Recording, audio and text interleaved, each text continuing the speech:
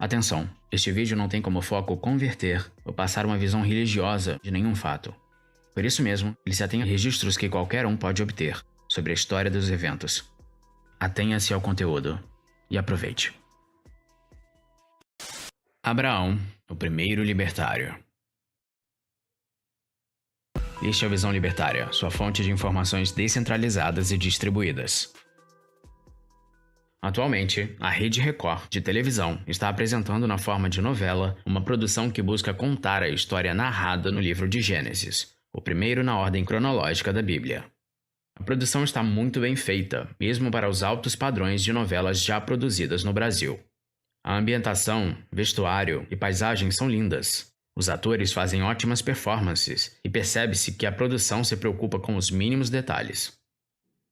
A trama da novela é enriquecida com personagens que não constam nos escritos bíblicos, mas que são tão adaptados ao enredo e partilham de tantos valores humanos que realmente se depreende de seus anseios e emoções. Como nas escrituras, a trama se inicia com Adão e Eva no paraíso, passa por Noé e a Arca, apresenta a Torre de Babel e chega em Abraão. A primeira parte do livro é narrada em estilo mitológico, uma linda herança da cultura oral, onde os mais velhos iam contando histórias aos mais novos, com o objetivo principal de transmitir a visão de mundo de seu povo, seus preceitos e valores. Nesse ambiente, pouco importa se a história aconteceu realmente ou não. O que importa é o que ela carrega de significado. Várias culturas antigas, antes de terem desenvolvido a escrita, elaboravam contos ou mitos que iam se enriquecendo e se aperfeiçoando. Conhecemos várias sociedades mitológicas antigas, como a grega e a nórdica, que inclusive inspiraram livros, filmes e histórias em quadrinhos. A cultura dos mitos sobrevive ainda hoje nas histórias de super-heróis modernos, mas nosso foco aqui é o caso de Abraão, parte em que a narrativa sai do estilo mitológico e entra no estilo histórico, relacionando fatos, locais e pessoas daquele tempo. Inclusive, essa é a parte da história que pode ser verificada por registros em outras culturas, como a dos egípcios. Inclusive, veja o vídeo A Economia do Egito Antigo aqui mesmo, neste canal, cujo link está na descrição.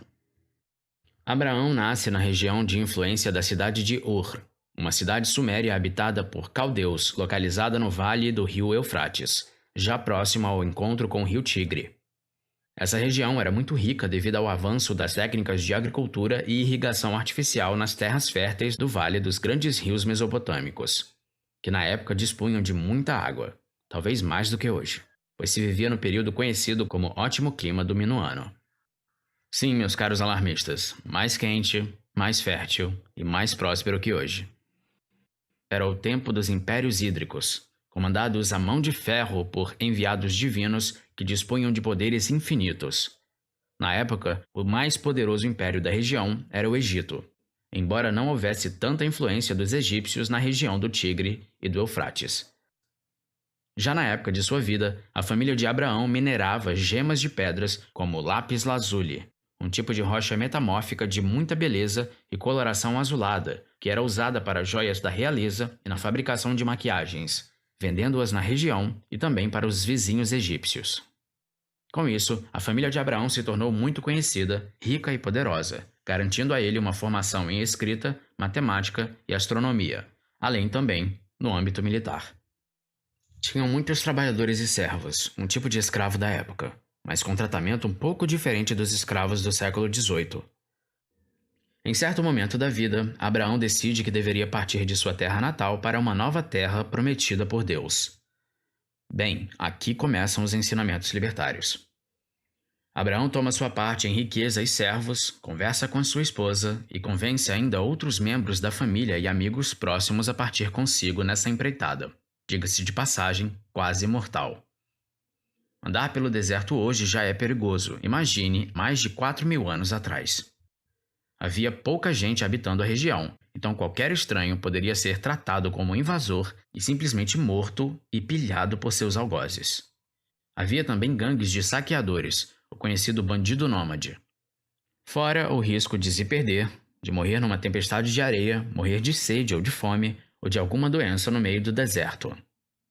Não havia mapas, nem rotas, nem posto de gasolina, conveniências para beber uma cerveja gelada e muito menos Google Maps. Estavam entregues à própria sorte, insuflados pelos ventos da liberdade e carregando todo o peso da responsabilidade nas costas. Mas esse pequeno grupo era coeso na sua cultura, religião e valores. Tinham uns aos outros e escolheram por vontade própria participar dessa epopeia humana. Portanto, nada os poderia deter. Dirigiram-se a Canaã e perambularam pelo deserto de Negueb, ao sul do Mar Morto. No curso da história sempre se fala em coincidências e sempre aparece aquele e se não tivesse acontecido tal coisa, o que seria? São fatos que, isolados, poderiam ter mudado toda a história da humanidade. O caso é que a região de Ur e toda a Suméria, em geral, entrou em declínio logo após a partida de Abraão. Houve muitas revoltas e mortes, sendo registradas inclusive por Hammurabi, governante que criou o primeiro código de conduta escrito conhecido, algo como uma constituição dos tempos antigos.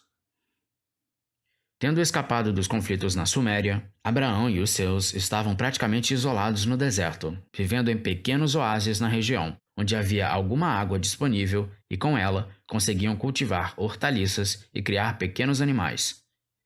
Mas ao entrar em terras a ele prometidas por Deus, Abraão, em vez de invocar o famoso apelo à autoridade, resolveu fazer acordos com os proprietários locais, estabelecendo relações cordiais e de comércio, inclusive pagando pelas terras que vinham sendo trabalhadas por esses povos, provavelmente há séculos. Abraão então reconhece o direito à propriedade dessa gente e os remunera, realizando assim trocas voluntárias, mediante contratos estabelecidos com testemunhas e mediadores. Abraão iniciava sua fama de bom comerciante, de homem honesto e de bom pagador, essencial para a vida em sociedade. Mas uma seca prolongada na região forçou novamente uma migração do grupo, agora para o Egito. Mas imagine você, uma pessoa comum, honesta e trabalhadora, tudo bem com algumas posses e servos, mas dirigindo-se ao dono do mundo conhecido. Sim, o faraó era o dono e senhor de tudo. Era o enviado por Deus, ou melhor, pelos deuses. Sua vontade bastava para mudar rios e montanhas. Inclusive, era comum o faraó ou qualquer outro rei que tivesse muito poder na época mandar matar os homens das caravanas e ficar com as mulheres do grupo para seu harém. Será que isso serve de exemplo de intervenção estatal? Então, quando Abraão adentra ao Egito, ele mente sobre sua relação com Sara, dizendo que era apenas sua irmã. Alguma relação com perder seus bitcoins em um acidente de barco? Talvez. Mas o fato é que, de novo, Abraão respeita os donos da terra e pede permissão para armar seu acampamento, inclusive se dispondo a pagar impostos a título de aluguel por ocupar as terras. No retorno a Canaã, se aproximaram de Gerara, governada por Abimeleque, para quem Abraão mentiu de novo sobre sua relação com Sara. Confiar em políticos parece nunca ter sido bom negócio. Mas de novo, Abraão pede permissão para ocupar as terras até que as ganha em uma negociação com o rei. Habitando ali, agora com garantias de propriedade, Abraão decide investir no local, cavando um poço. É o que acontece quando pessoas comuns se sentem seguras em sua propriedade privada. Elas tendem a querer melhorar o ambiente em que vivem. Mas é aí que aparecem servos locais, que reclamam o poço para si, retirando água e inclusive ameaçando as pessoas do acampamento de agressão. Na ocasião, o personagem Massá enfrenta sozinho 3 homens e, usando violência retributiva, os expulsa do local. Se vê uma defesa de propriedade privada, conquistada a altos custos pela comunidade e ameaçada por bandidos. A resposta do autor, embasada na Bíblia, é clara: aplicar a força necessária para fazer cessar a ameaça e repelir os invasores. A contenda foi definitivamente resolvida numa intermediação entre Abraão e o rei Abimeleque. No evento da morte de Sara, sua esposa, Abraão conclama uma reunião com líderes regionais, proprietários de terra da região, e os pede para ceder um lugar para enterrar sua falecida. Em uma cena de extrema tensão, os líderes concordam em ceder uma caverna, ao que Abraão abre um baú cheio de tesouros para o devido pagamento. Os donos, constrangidos pela ação, declinam o pagamento, mas para Abraão era questão de princípio. Muitos detalhes e ensinamentos podem ser depreendidos da descrição bíblica e da própria novela que mencionamos. Aqui levantamos apenas alguns aspectos da organização social e dos valores vividos por essa gente, e como, mesmo sem conhecer nenhuma teoria de economia austríaca ou de ética universal, viveram de modo exemplar, aplicando-os. Mas como ao aplicar esses conceitos que hoje chamamos de libertários, essa gente prosperou. Trabalhavam, tiveram filhos, não usavam coerção, negociavam de maneira justa e clara suas questões, respeitavam propriedade alheia, cumpriam negócios e parcerias, permitiam secessão, protegiam sua propriedade e sua família. Não cediam à cultura local, especialmente com relação à religião, mas também não desejavam modificar a crença e a cultura dos outros.